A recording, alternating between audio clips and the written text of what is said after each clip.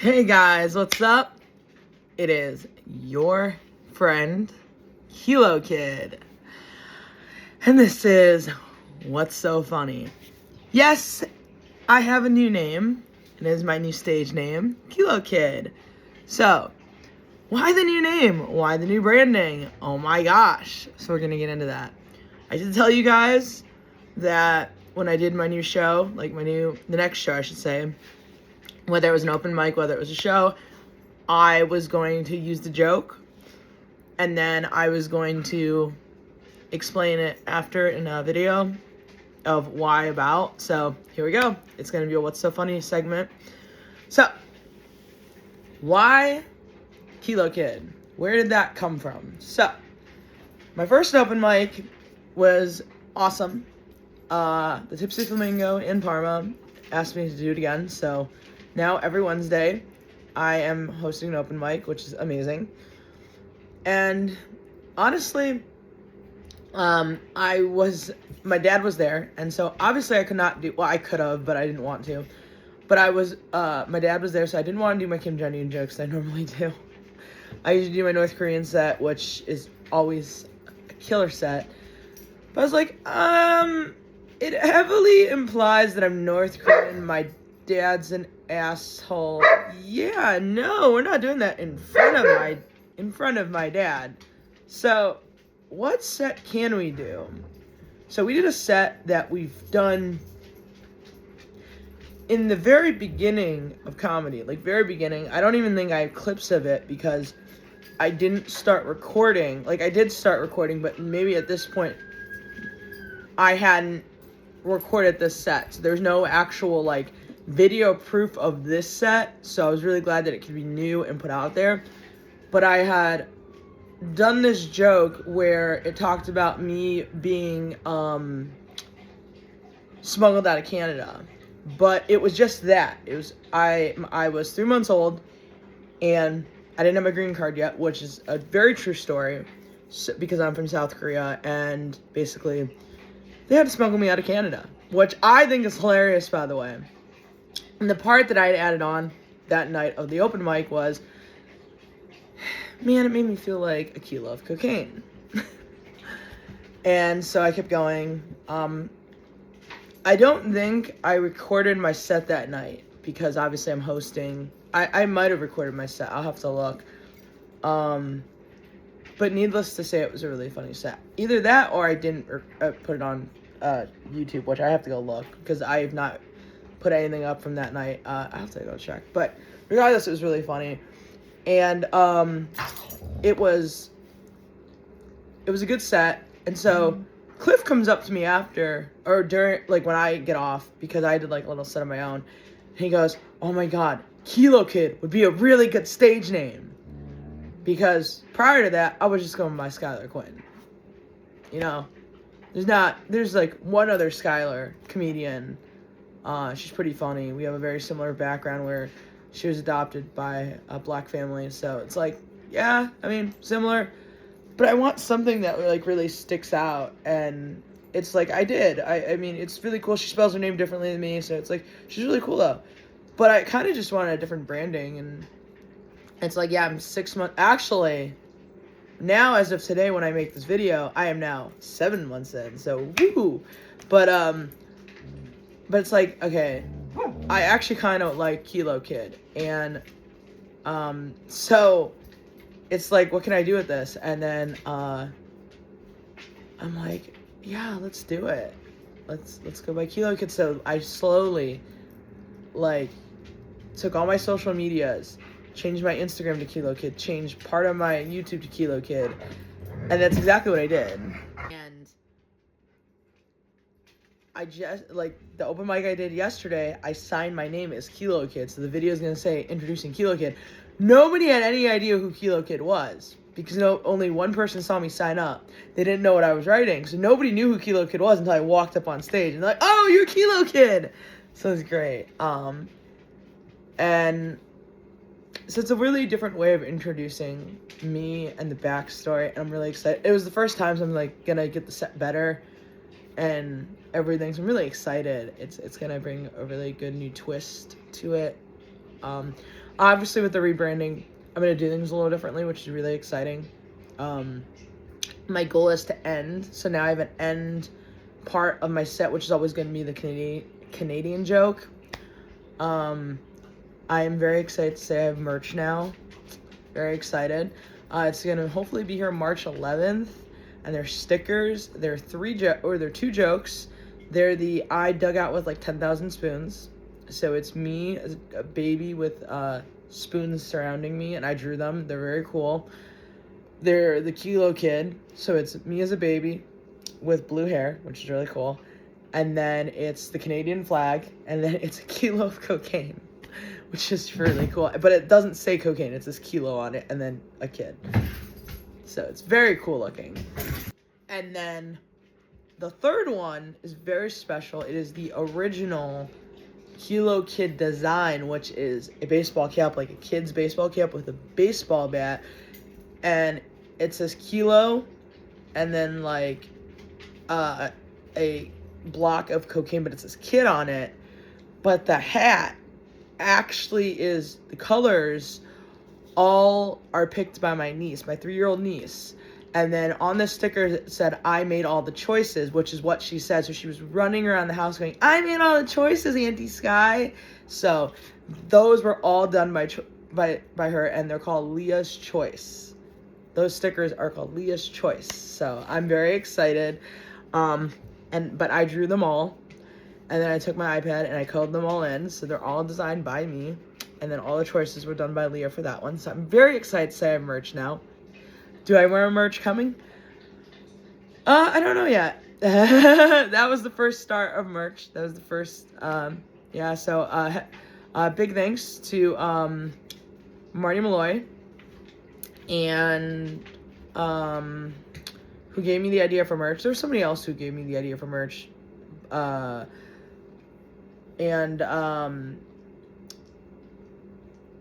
He told me that is the cheapest merch you can do, like stickers, bracelets, and etc.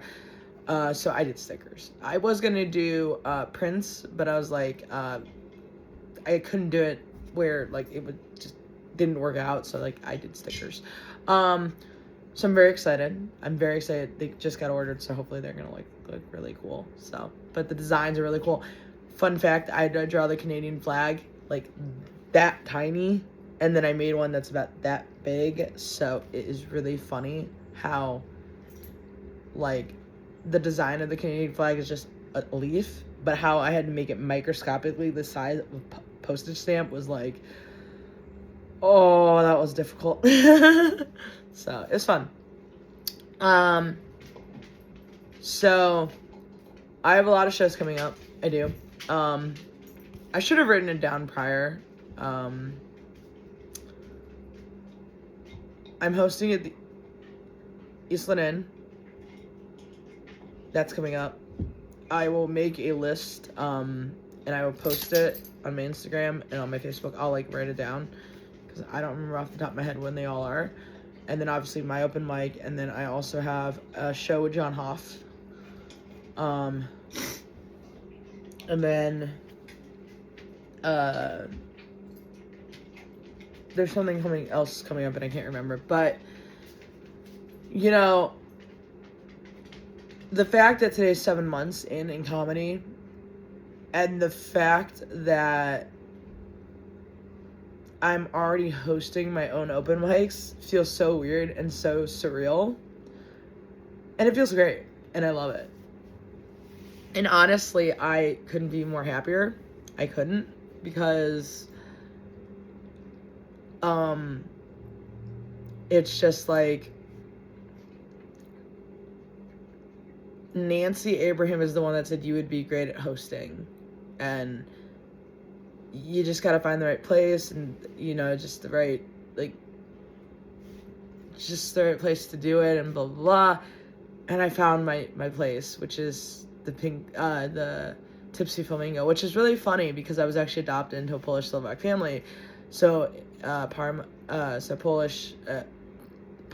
is known for their pink flamingos, and Polish is part of my heritage. So it couldn't be more of a perfect place. It really couldn't. And so I think the Pink Tipsy Flamingo is the perfect place for me.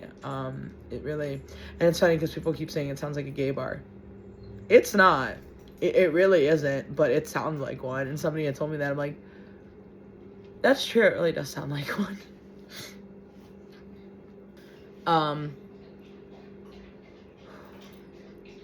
The last show I had done prior to yesterday, which was in Lakewood at the 5 o'clock lounge, I'd actually gone to, which was Monty's show in Painesville.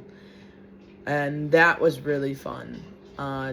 Bill Stone was there, and a few other people. Levi Davis was there, and their headliner.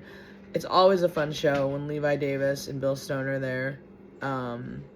Monty puts on great shows with Nancy Abraham. Obviously, Nancy Abraham was doing a fundraiser. She wasn't there, but she rocked her fundraiser. I saw pictures of it. She rocked it. It was so funny because we were in the audience and the show hadn't started yet, and this My Miss American La, that song played, and everybody just started singing. I got the butt end of it. It was really funny, and Monty goes, karaoke's upstairs. And it was just really funny. It made the crowd really happy. And then it was really, really weird, but there was like this heckler in like the corner of the room, and she was just interesting. Like, it's always interesting when you're a comedian, but you're not a comedian that night, and you're just kind of like the person who's watching, and you're like, how the other comedians who are obviously much, much better than you, how they handle it. Have I dealt with my hecklers? Yes, I have. Do I deal with hecklers well? I mean, it depends on the situation, but yes, I do, because, like, what are you supposed to do? Actually, it was the first show I done with a heckler. I remember I just awkwardly smiled. I'm like, yeah, and there was not a whole lot I could do. I've not really been heckled hard. I was actually really surprised. I forget what they heckled me about, but it wasn't something too hard. I'm waiting for the day when I get kind of, like, you know, bigger, like Levi Davis, Bill Stone, and all that, and I get, like, really bad hecklers about something I say and how I'm going to handle it, because I know me when I get nervous, and it's just going to be, like, but I watch how, like, Monty handles hecklers, how Nancy, how, like, Matt Rife handles hecklers. It's like, okay, you got to take it from, like, the pros, how you handle a heckler, because, you know, you can't just break down and freak out. You can't. And that's the thing. You have to have confidence on stage. That's the thing I have. But then if somebody comes after you, what do you do? And it's like, yeah, that's where you got to handle the heckler situation. So, but, yeah, it's nice to be home, though. It is. I've actually been very busy, minus the comedy part, because I've been with my niece. I actually did my first show yesterday, up for 22 straight hours. So, yesterday was very interesting. So when you see my set from yesterday, I was not kidding when I said I would be up for 19 straight hours. I was prior. So, the one video from the 5 o'clock lounge, I don't remember which it is off the top of my head. It's probably one of the first videos that I did at the 5 o'clock lounge, like the very first video. I'm super high off my ass. Yeah, that one yesterday was I'm super, like, tired and awake, but I can't sleep because I've been up for 22 straight hours, but I needed to go to the open mic. So my brain is, like, wired because I have 4 Mountain Dews coursing through my veins, and I need to do my open mic.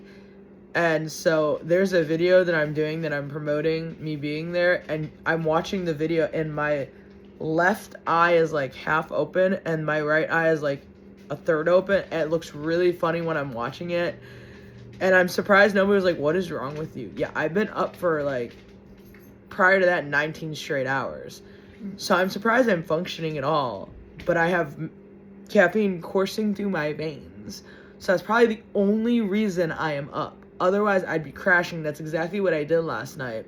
I get home, I change for bed, and I crash as hard as you can imagine. And then I wake up about 10 o'clock this morning. So, yeah, I got much needed sleep, because that's exactly what I needed. Yeah, so note to self, doing comedy with, like, being awake for 19 straight hours. Probably not the best idea. And I was almost going to hit 24 hours straight. I'm like, let's not and say we did. Let's not. Because I was going to edit all the photos I did last night. And I'm like, no, let's not and say we did. Because normally what I'll do is all the photos I did that night, I'll stay up and edit for whoever it's for. And then send it to them and then go to bed. But I'm like, that means I have been up for 24 straight hours after I edit all these photos. I'm like, oh, hell no. We're not doing that. I will do it in the morning when I am more awake, and that way I can get sleep, and then I can edit it, and then I'll be awake, because I'm not going 24 straight hours being fully awake. No, I've done that before, not on purpose. That's not happening. That is not happening, my friend. But yeah, it was a fun night. There was a good amount of people. I mean, I don't know what's up with the crowds lately. They've been kind of small, to be honest. I remember the first couple times I've gone, there was a ton of people, and now they're kind of getting small, and I don't know why. But if you want another open mic to hit, there's mine too. But yeah, so it's, you know, there's so many people at 7 months, I would love to thank, giving me advice, giving me ways to go, what you can do, blah, blah, blah, you know, it's great. I love watching other comedians, though, I do. I love watching them because, honestly, I love comedy. I have my, obviously, I would say my favorite, obviously, but, like, for instance, like, Bill Stone, It's a Bear, that always makes me laugh. Because, like, that would be me. Like, if I see a dog in the road who's really bushy and thinking it's a bear, like, that would be me. Oh, my God, it's a bear. And then walk up to it. That would be me. Because I like animals. I'm like, oh, it's a bear. Oh, my God. And then finding out it's a dog. Except, turns out, plot twist, it's a bear. And then I get beat by the bear. But I love that. And then that's why I have, yeah, I'm going to promo him. But, yeah, It's a Bear. He sells these Bill Stone, comicbillstone.com. It's a Bear bracelets. Yeah, I have a bunch, by the way. I have a Marty one as well, Marty Malloy.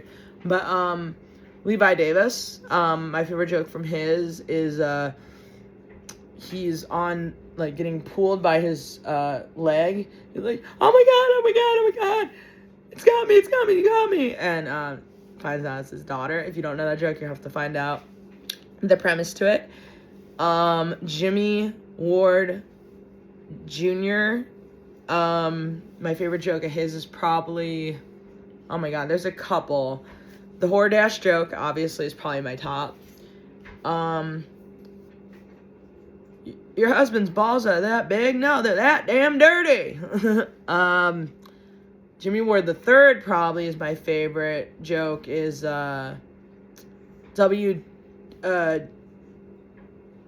the jerking off to the W2, the stuff in the garage. I can't think of what it is now, the W240 or whatever in the garage. I can't think of what the stuff's called now, but yeah, if you know that joke. And then Nancy Abraham is the I don't like the word, but the little person stripper joke, and this doesn't accentuate my body. And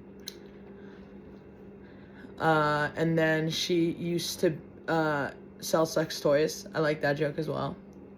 And then, oh my God, there's so many people's jokes that I have to go through my head that I love.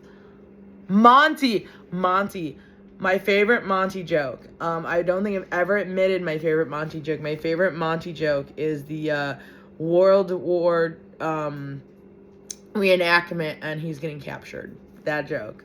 That always kills me. It does. And if you don't know that joke, you have to go see a Monty Show to find out. And then finally, and I have obviously a lot of comedians that I like. There's a lot. There's just a lot. So, but you guys, thank you for tuning in to What's So Funny and hearing everything about it. So, but you guys, come join the next show. Come see me. Come support all local comics, and I will see you guys later. I'll talk to you guys all later. Bye.